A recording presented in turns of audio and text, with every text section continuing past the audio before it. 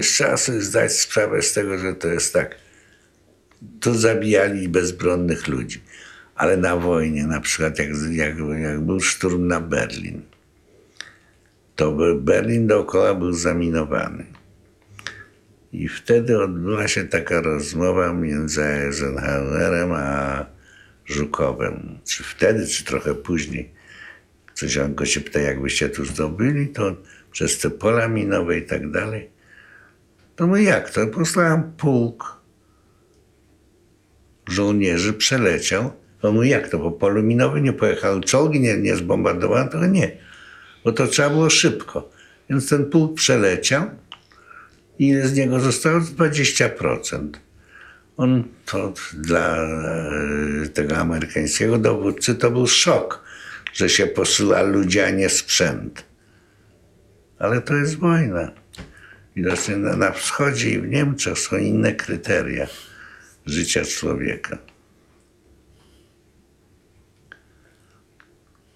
No bo to dyktatury to robią. Że mają pogardę dla człowieka.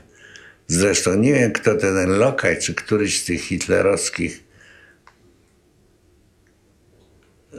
nie wiem, któryś z tych facetów, nie wiem, gdzie on to napisał, że już kiedy Berlin był oblężony, Hitler powiedział do tej swojej kochanki, do Ewy Braun, że on już po Stalingradzie wiedział, że jest wojna przegrana. To on mówi, dlaczegoście zawarł pokoju? Nie mogłem, bo pierwszego by mnie zabili. No więc to jest dyktatura. To jest to, co ma pogardę dla człowieka i szuka tych 10 osób, które tego, no i co?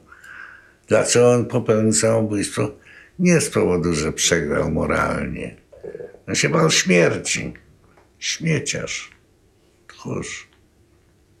Wszyscy dyktatorzy są w końcu tchórze.